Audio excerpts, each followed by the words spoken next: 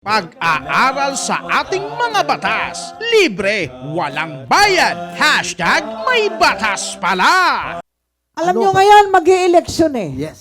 At Midterm. nagpapasalamat tayo sa COMELEC dahil yung mga PAW lawyers na may gun holder ay binigyan ng... Exemption.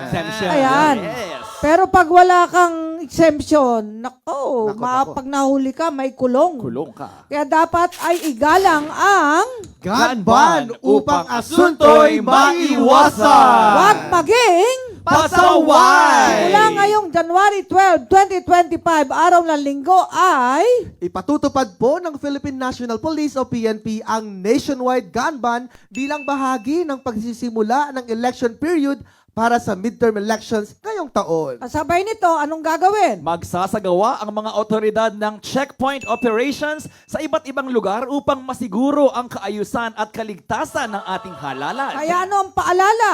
Bilang paalala at upang maiwasan ang anumang problema o asunto, samahan nyo kami sa episode na ito. Anong tatalakayin natin? po natin, Chief, ang ilang mga mahalagang detalye tungkol sa batas na may kinalaman sa Commission on Elections o COMELEC gun ban, kung ano ang bawal, sino ang exempted, at ang mga parusang naghihintay sa mga Ayan. lalabag. Ay, ano nga ba bawal? Ayan, binigyang diin ng COMELEC Resolution number 11067 ang ilang probisyon ng Omnibus Election Code at Synchronized Election Law of 1991. Yan, sa ilalim ng mga batas na ito, mahigpit na ipinagbabawal ang sino man na magdala, magpitbit o magtransport ng baril, bala, granada o mga pampasabog at iba pang mga mapanganib na armas sa labas ng kanilang tahanan o lugar ng negosyo habang nasa election period, maliban kung may pahintulot mula sa COMELEC. Ayon sa Section 9, ng nasabing COMELEC resolution, ang mga permit to carry firearms outside of residence o PTC-FOR at mga letter order o mission order na inisyu ng PNP, AFP at iba pang law enforcement agencies na nagbibigay pahintulot upang magdala ng armas sa labas ng bahay ay suspendido po muna at walang bisa sa panahon ng election period. maliban na lamang Kung ang mga ito ay may kasamang Certificate of Authority na inisyu ng COMELEC. sino nga ba ang pwede lang magdala ng baril sa panahon ng gun ban? Ayan, maaari magdala ng baril sa panahon ng election period kung may hawak kang CA or Certificate of Authority na issue ng COMELEC. Ayon po sa COMELEC Resolution number 11067, ang mga maaring bigyan ng Certificate of Authority ng COMELEC ay ang mga sumusunod. Una, law enforcement agencies tulad ng PNP at AFP na kailangang magbitbit ng armas para sa kanilang operasyon. Ikalawa, security personnel ng diplomatic missions para sa proteksyon ng mga embahada at konsulado. Pangatlo, mga tauhan ng security agencies na may kaugnayan sa pagbibigay ng seguridad. Pang-apat, mga cashiers o disbursing officers ng mga pribadong kumpanya o korporasyon na may hawak ng malalaking halaga ng pera. Panglima, ang mga high-risk individuals na mga opisyal ng pamahalaan na nanganganib ang kaligtasan. Pang-anim, security details ng mga public officials at private individuals. Pang-pito, transport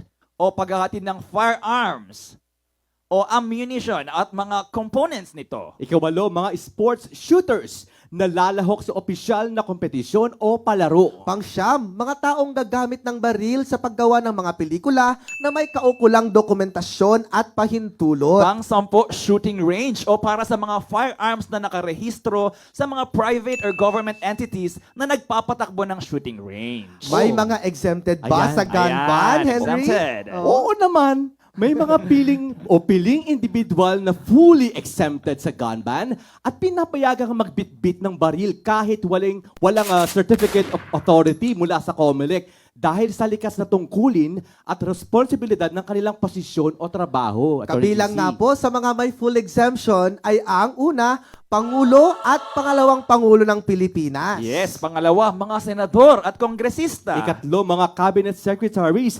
undersecretaries, assistant secretaries, o iba pang opisyal sa executive branch na may equivalent rank. Pang-apat, mga justices ng Supreme Court, Court of Appeals, Sandigan Bayan at Court of Tax Appeals. Panglima, mga huwes at prosecutors. Ika-anim, AFP at PNP chiefs at senior officers. At ito, pang-apat, ang ating Chief Public Attorney at mga PAW lawyers sa buong bansa. At marami pang iba. Ayan. Ang mga exempted na opisyal ay maaari lamang magdala ng 2 small Dalawa arms. lang. Limitado sa isang handgun na maaaring revolver o pistol. Kaya may mga exempted pa ba sa gun ban? Yes. Bukod dito, kinakailangan nasa posisyon nila ang mga sumusunod na dokumento sa tuwing dala-dala nila ang kanilang firearms Okay. o baril. Una, dapat ay valid, updated, at Updated. current ang kanilang license to own and possess firearms, certificate of firearms registration, at permit to carry firearms outside residence. Ayan, pangalawa, katibayan na sila ay na-elect, na-appoint o nag-assume sa nasabing government office. Alam niyo ba na mabigat ang parusa sa lalabag sa gun ban? Ayon sa Section 17 ng nasabing COMELEC Resolution, ang sino mang mapapatunayan nagkasala sa anumang election offense, kabilang na ang gun ban, ay mahaharap sa mabigat na parusa. Ang mga ito ay kinabibilangan ng pagkakakulong ng hindi bababa sa 1 taon, ngunit hindi hihigit sa 6 na taon. At hindi papayagan ang probation, kaya't kailangang pagdusahan ang buong sentensya. Bigat. Ay, sadyang mabigat ang parusa dyan ah. Yes. Mabigat Ay, nung nga araw, talaga. marami ako nahawakan ganyang kaso eh. Pero, alam naman, pag may depensa, may depensa. Kung wala, yari ka. Yari ka. Ano pa ang pwedeng parusa? Disqualification sa? Paghawak po ng anumang posisyon sa pamahalaan. At pang-apat, pagkakait ng karapatang bumoto o makilahok Ayun. sa Kung halalan. foreigner. Yes, kung foreigner, bukod sa mga nabanggit na parusa, siya ay ipapatapon o ipadedeport Deport. pabalik sa kanyang bansa. Paalala, ang layunin ng batas na ito ay upang mapanatili ang kapayapaan at seguridad sa panahon ng halalan. Ang pagbabawal na ito ay para maiwasan ang anumang insidente ng kaharasan na maaaring magmula sa mga armadong individual o grupo na posibleng makaapekto sa malinis, maayos at tapat na eleksyon. At dahil sa bigat ng parusa, sundin ang batas at umiwas sa paglabag. Yan. Kaya, mag-election sa Mayo. Na darating. Lapit na. Kaya, ayan, midterm election yan. Kaya kayong may mga baril kayo, tiyakin nyo, mayroon kayong exemption. Kung wala, Yes. wag nyo nilabas ng bahay. Sa bahay na lang muna yan. Okay?